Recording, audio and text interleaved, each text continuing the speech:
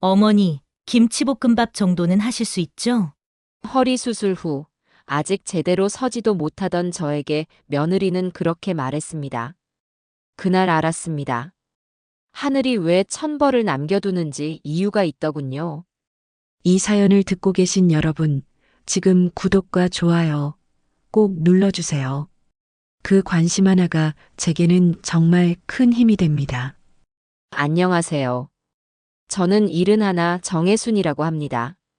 초등학교 급식소에서 평생 밥 짓는 일로 살았어요. 새벽 4시 반이면 눈이 절로 떠지고 김이 모락모락 올라오는 큰 솥 앞에 서면 마음이 안정됐죠. 평생 국자와 냄비를 잡고 살았지만 그 덕에 아들 하나는 사람 만들어냈습니다. 남편은 일찍 세상을 떠났고 그 빈자리는 오롯이 제 몫이었어요. 식당에서 허리 굽히고 일하며 돈을 모았죠. 그렇게 모은 돈으로 45살에야 제 이름으로 된 집을 샀습니다.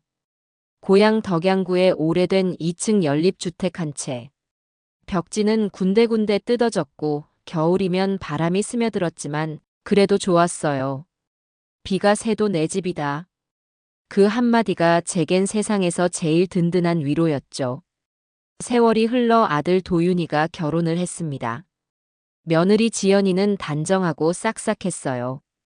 어머니, 도윤 씨한테 늘 말씀 많이 들었어요. 꼭 한번 뵙고 싶었어요. 그렇게 제 손을 잡던 며느리의 손이 따뜻했습니다. 그날 이후로 제 마음에도 봄이 찾아왔어요. 결혼 초엔 참 다정하다고 느꼈습니다. 아들과 단둘이 살던 저희 집에 반짝이는 보석이 들어온 것 같았죠. 결혼 초반 지연이는 제가 살림을 도와줄 때마다 어머니 덕분에 정말 든든해요.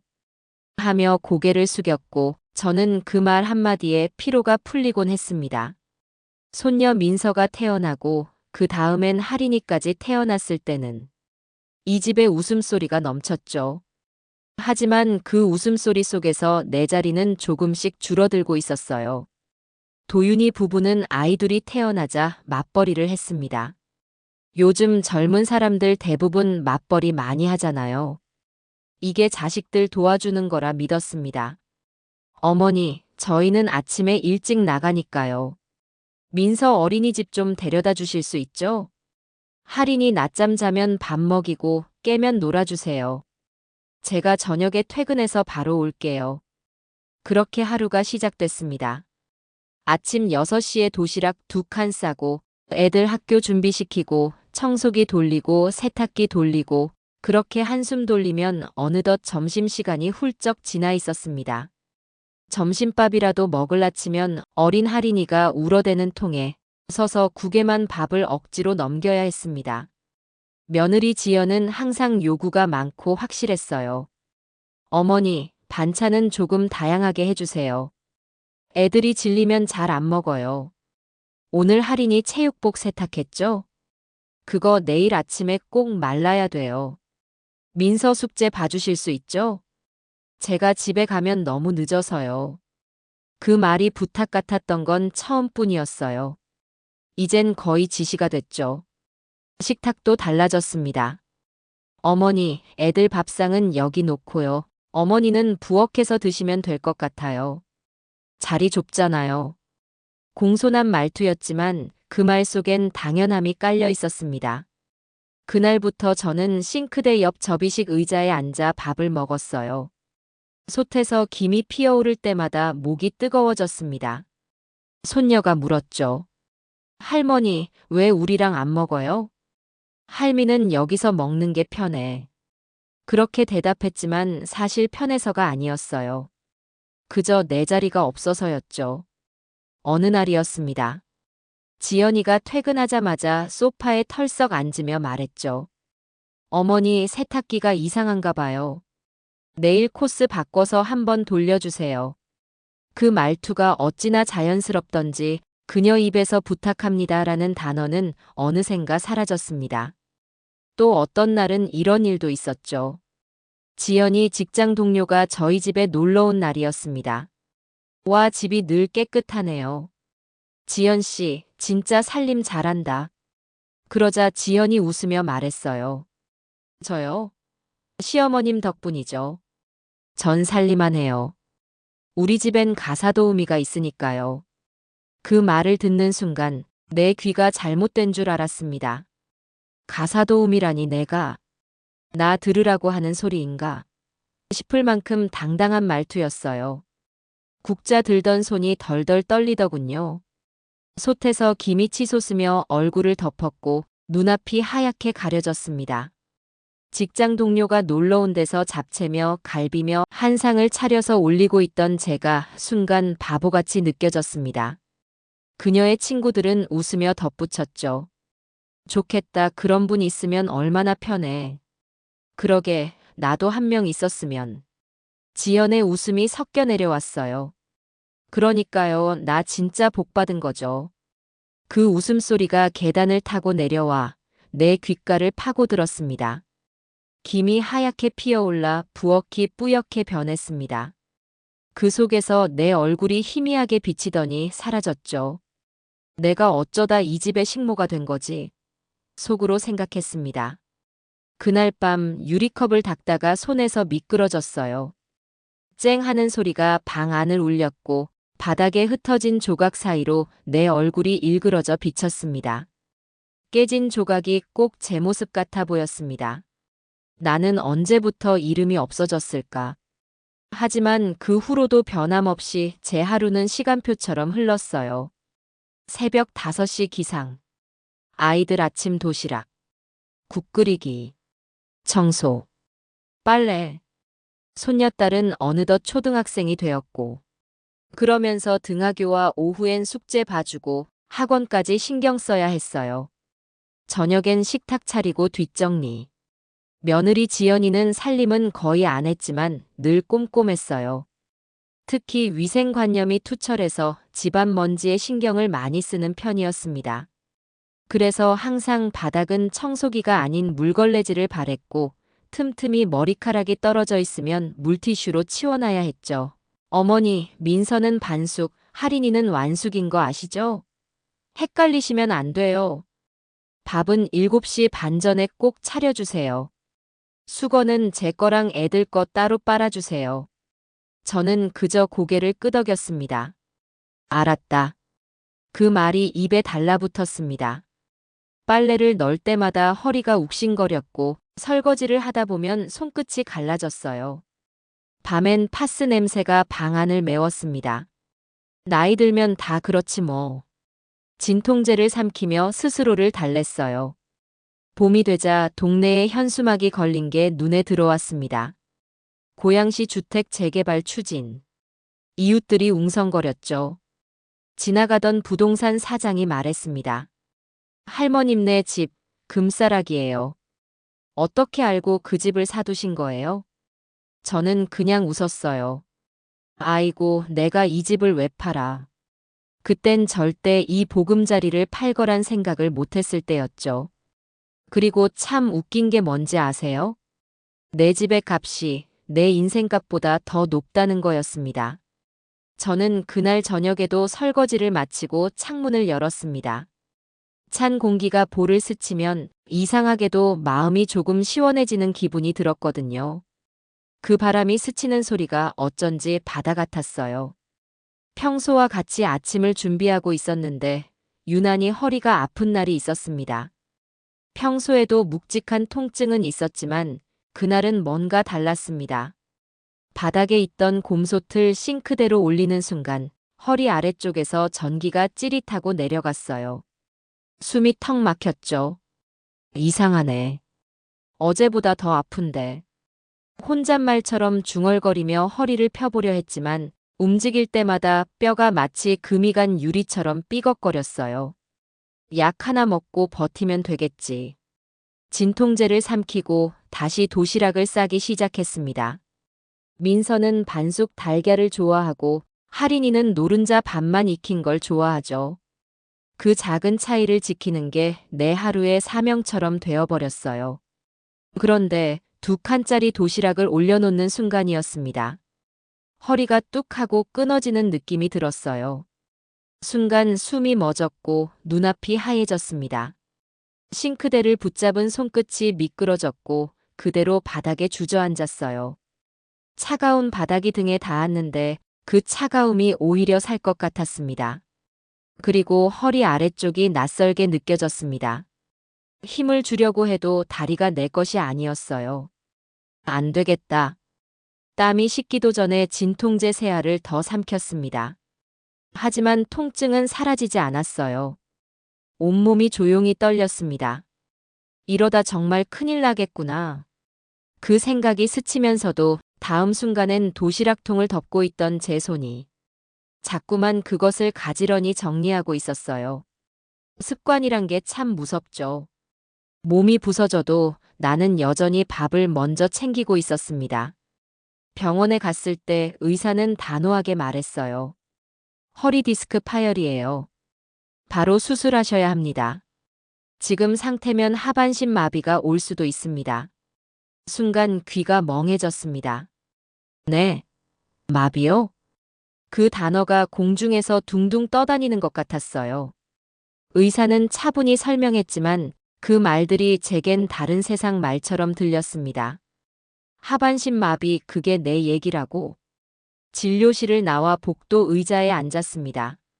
손에 쥔 진단서를 한참 바라봤어요. 밖에는 봄비가 내리고 있었죠. 지하철역까지 가는 길이 어찌나 멀게 느껴졌는지 몰라요. 마음을 진정시키고 아들 도윤에게 전화를 걸었어요. 도윤아, 엄마 수술해야 한대. 디스크가 심하대.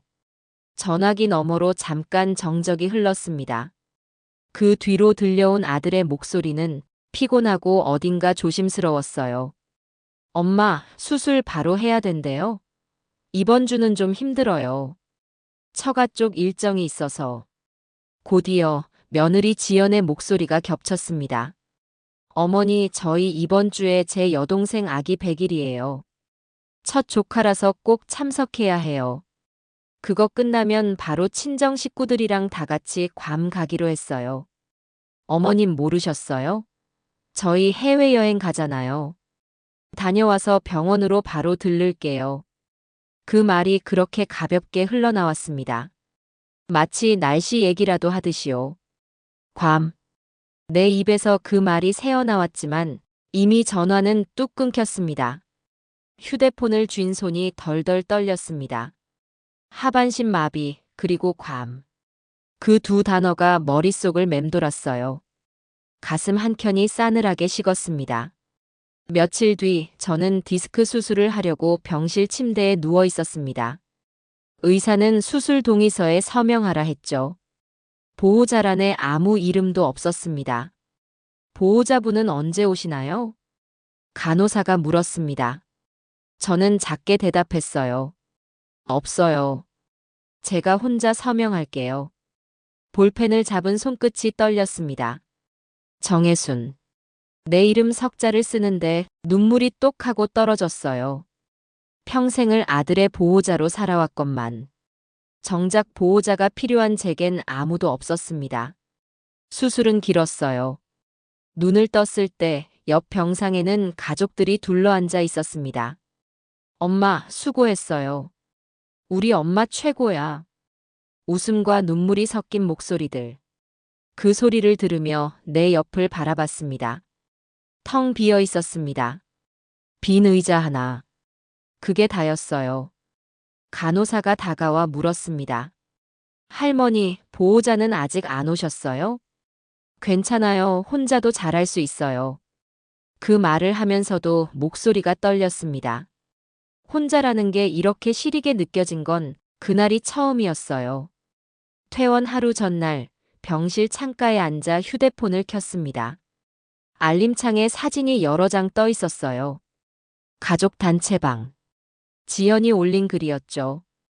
괌에서 힐링 중, 어머님도 건강 챙기세요.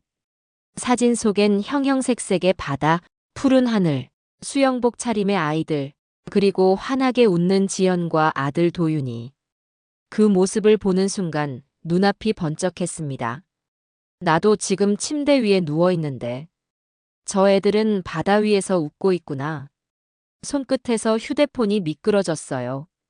탁 떨어지는 소리가 병실에 크게 울렸습니다. 퇴원날 아침, 병실 문이 열리며 지연이 들어왔습니다. 어머니 수술 잘하셨대요? 저희 이제 막 귀국했어요. 그녀는 목에 걸린 기념품 목걸이를 만지며 활짝 웃었습니다. 괌이 너무 좋더라고요. 다음엔 어머니도 같이 가요. 그 말에 웃음이 나올 뻔했지만 대신 입술이 바짝 말랐습니다. 괜찮아. 나는 여기서도 충분히 다녀왔어. 네. 너희가 떠난 동안 나도 혼자 먼 여행을 했단다. 아주 깊은 데까지. 지연은 무슨 말인지 모르겠다는 표정이었죠. 그녀는 과일 바구니를 정리하며 말했습니다. 어머니, 이제 수술 끝났으니까 집안일은 조금 쉬시고요. 김치볶음 정도는 하실 수 있으시죠? 그 말이 귀에 천천히 스며들었습니다. 김치볶음 정도는 하실 수 있으시죠? 그 한마디가 수술 자국보다 더 깊이 가슴을 베었습니다. 그래. 아픈 사람보다 밥이 먼저구나. 그때 깨달았어요. 이 집에서 나는 사람이 아니라 그저 기능이었구나. 밥 짓고 빨래하고 돌보는 기계. 그날 밤 병원 창밖에 불빛을 바라봤습니다. 멀리서 들려오는 소리가 마치 파도 같았어요. 괌의 바다 소리가 이런 거였을까? 눈을 감으니 김이 오르던 부엌 풍경이 겹쳐졌습니다. 솥에서 끓던 국물 냄새, 그 위로 겹쳐지던 지연의 웃음소리. 모든 게 한데 섞여서 내 귓속을 스쳤어요. 하늘은 알고 있을까? 누가 아프고 누가 웃는지. 그날 이후 제 마음에 서늘한 문장이 하나 새겨졌습니다. 사람이 사람을 외면하면 언젠가 그 외면이 자기 얼굴이 되어 돌아온다. 그리고 그 예감은 아주 조용히 현실이 되어가기 시작했습니다. 퇴원하고 집으로 돌아왔을 때 현관문을 여는 순간부터 공기가 달라졌다는 걸 느꼈습니다. 내가 살던 집인데 내 냄새가 아니었어요. 지연이 대신 정리한 듯 집안 구석구석이 낯설었죠. 냉장고에는 반조리 음식이 가득했고 내가 아끼던 도마는 사라지고 새 플라스틱 도마가 자리하고 있었습니다. 어머니, 이제 아무 일도 하지 마세요. 저희가 다 할게요. 푹 쉬셔야죠. 그녀는 그렇게 말하며 웃었습니다. 그 미소가 따뜻했지만 왠지 모르게 마음이 서늘했어요. 그 말이 정말 쉬어도 된다는 뜻인지 당신 일은 이제 필요 없다는 뜻인지는 알 수 없었죠. 하지만 그 평화는 사흘도 가지 않았습니다. 어머니, 이제 밥 정도는 차리실 수 있죠? 밥 다 되면 민서 숙제 좀 봐주세요. 저희 오늘 야근이라서요. 밥은 저희 늦게 들어오니까 먼저 해놓지 마세요. 국은 미리 끓여 놓으시고요. 퇴근 시간에 맞춰서 차려 놓으시면 돼요. 허리엔 아직 파스가 붙어 있었고 걷는 걸음마다 수술 부위가 욱신거렸습니다. 그날 저녁 지연이 퇴근하자마자 식탁 위에 전단지 한 장을 올려놓았습니다. 어머니, 이거 한번 봐보세요. 컬러 인쇄가 선명한 종이엔 어르신 안심 요양 프로그램 정부 지원 80% 라는 글씨가 큼지막하게 적혀 있었어요. 지연이 의자에 앉으며 말했죠. 요즘은 이런 곳이 진짜 잘 돼 있대요. 간호사도 있고 재활치료도 하고 밥도 잘 나온다네요. 어머님도 허리 디스크 때문에 수술까지 하셨잖아요. 또 다치시면 큰일이죠. 그녀의 말은 겉으론 걱정이었지만 그 속엔 묘한 거리감이 숨어 있었습니다. 그건 당신이 아프면 우리도 피곤해진다는 뉘앙스였어요. 요즘은 다들 이런 데 모셔놓는데요. 정부 보조금도 나와서 비용도 얼마 안 된대요. 저희도 솔직히 간병 도우미 쓰기엔 형편이 안 되잖아요. 차라리 이런 데 계시면 서로 편하지 않을까 싶어서요. 그녀의 말은 나를 위한 게 아니라 자기 편의를 위한 이유들 뿐이었어요.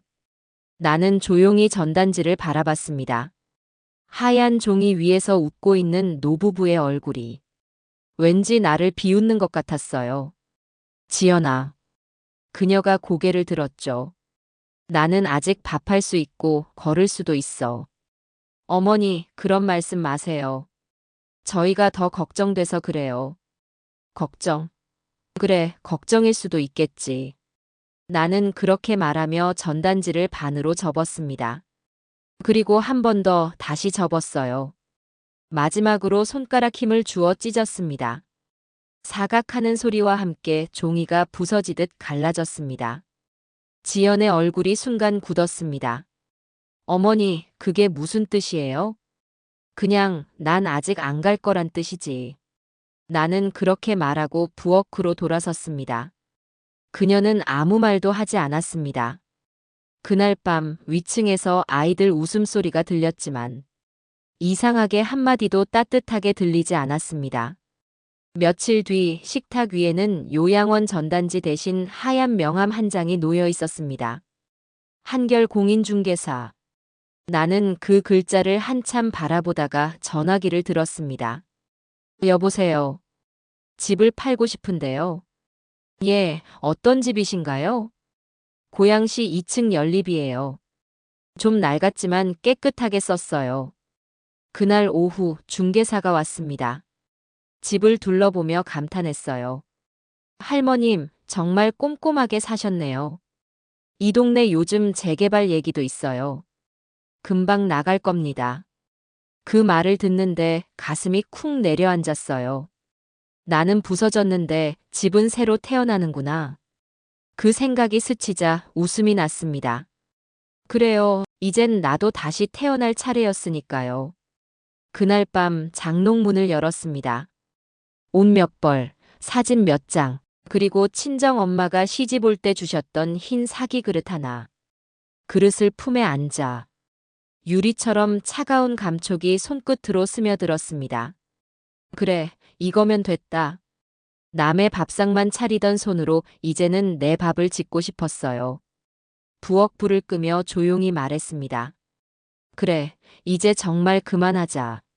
형광등이 꺼지자 10년 동안 내 귀를 채웠던 냄비 끓는 소리, 칼질 소리, 아이들 웃음소리까지 모두 사라졌습니다. 그런데도 마음은 이상하게 편했습니다. 이제야 숨이 제대로 쉬어지는 것 같았어요. 이튿날 아침, 부엌 창문을 마지막으로 열었습니다. 찬 공기가 얼굴을 스치고 하늘은 맑게 개어 있었습니다. 잘 있어라.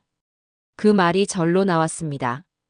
그 집은 이제 내 집이 아니지만 그 안에서 버틴 내 세월만큼은 누구도 지울 수 없을 겁니다. 사실 집을 떠나기 며칠 전 저는 동네를 한참이고 걸어 다녔습니다. 생각할 게 많았으니까요.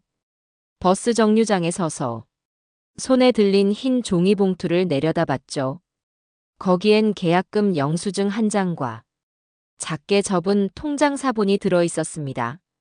그게 내 전 재산이었어요. 휴대폰에 저장된 이름 하나가 눈에 들어왔습니다. 금자.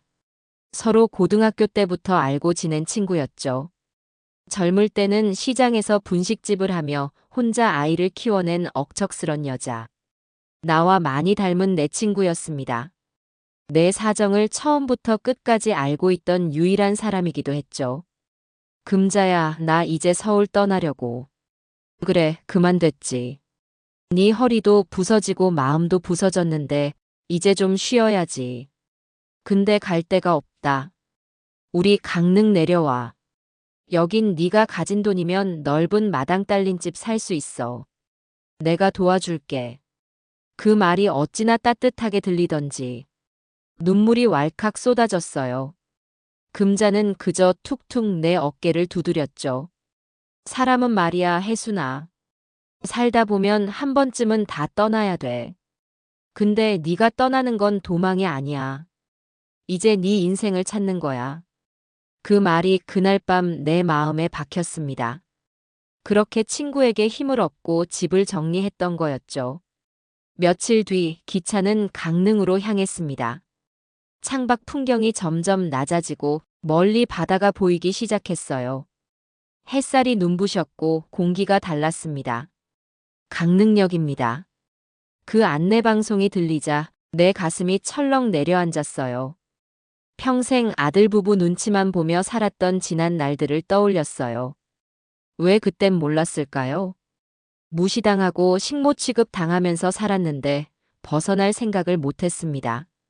병원에서도 누구에게도 보호받지 못했던 저였는데 말이죠. 아들은 처가 식구들만 제 가족인 줄 알고 디스크 수술을 받을 땐 해외여행 중이었죠. 모든 일들이 떠올라 오히려 마음에 있던 일말의 미안함은 어느새 사라지고 발걸음이 가뿐해졌습니다. 진짜 내 삶으로 들어가는 기분이었습니다.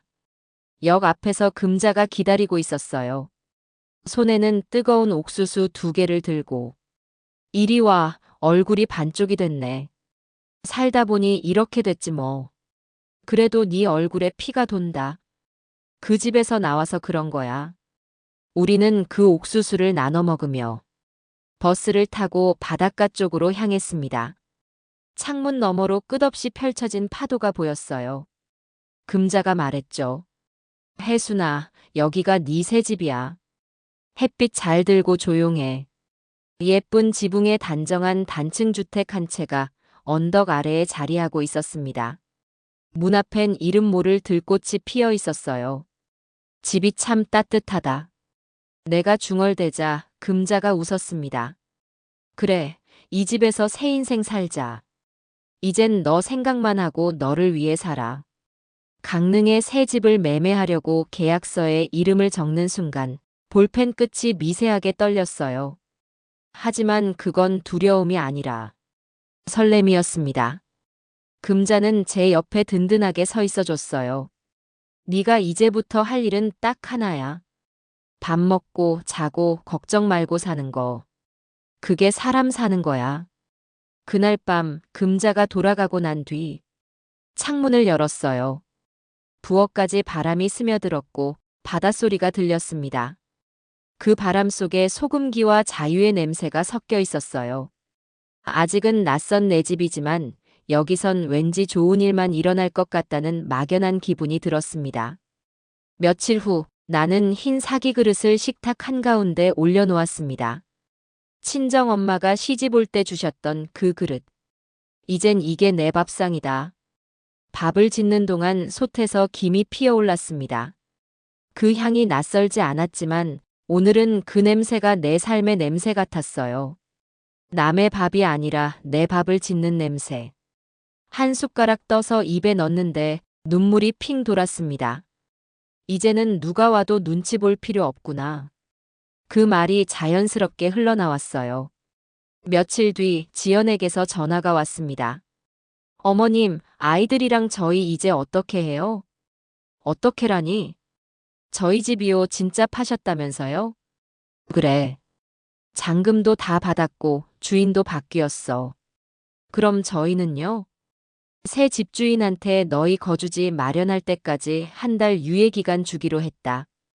이게 내 마지막 배려야. 이제 너희가 원한 대로 자유롭게 살아. 난 요양원 갔다고 생각하렴. 이제 내가 붙잡을 이유도 붙잡힐 이유도 없잖니.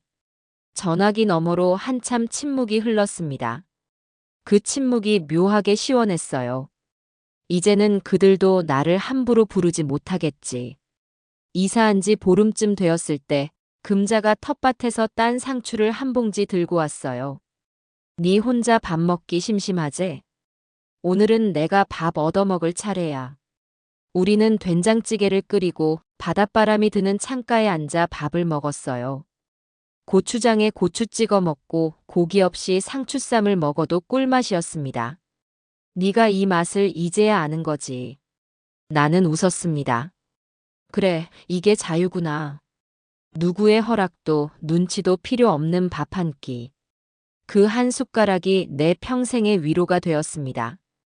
그날 밤 창밖으로 달빛이 흘렀습니다.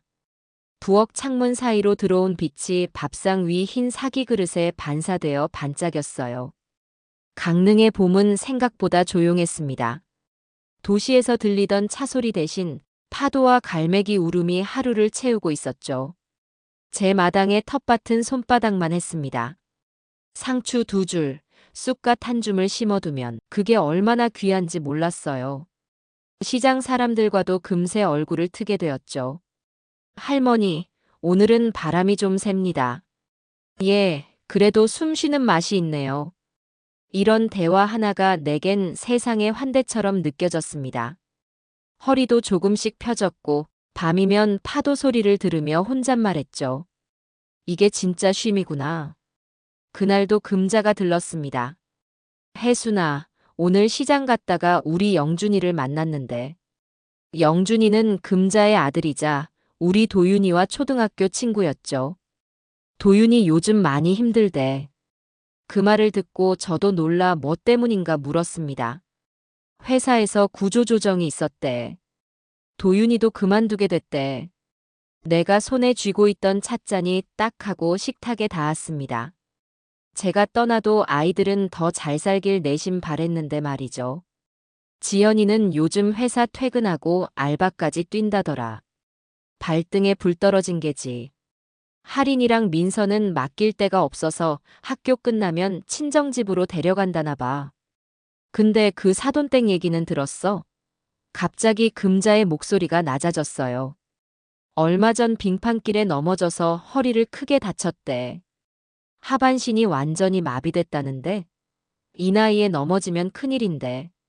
저는 말없이 바깥을 바라봤습니다. 바람이 세게 불었지만 제 허리는 그날따라 하나도 아프지 않았습니다. 이상하다. 강릉 내려와선 허리 통증이 한 번도 없네. 제가 중얼대자 금자가 빙긋 웃었죠. 그게 바로 하늘이 주는 위로 아니겠니? 그쪽이 고생할 만큼 네 몸이 편해지는 거야. 나는 고개를 끄덕였습니다. 나한테도 하늘이 돕는 날이 오는구나. 며칠 뒤 도윤에게서 전화가 왔습니다. 엄마. 목소리가 쉰 듯 갈라져 있었습니다. 엄마 떠나시고 저희 완전히 망했어요. 회사도 정리되고 아이들 때문에 지연이도 직장을 그만뒀어. 지금은 장모님 간병하느라 거의 집을 비워. 장모님이 얼마 전에 크게 다치셔서 아이들 맡길 데가 없어서 큰일이야. 나는 한참 말이 없었습니다. 그래 어쩌겠니? 내가 강릉에 와 있으니 도와줄 수 있는 게 없구나. 그렇게 짧게 대답했죠. 엄마, 집까지 파신 건 너무했어요.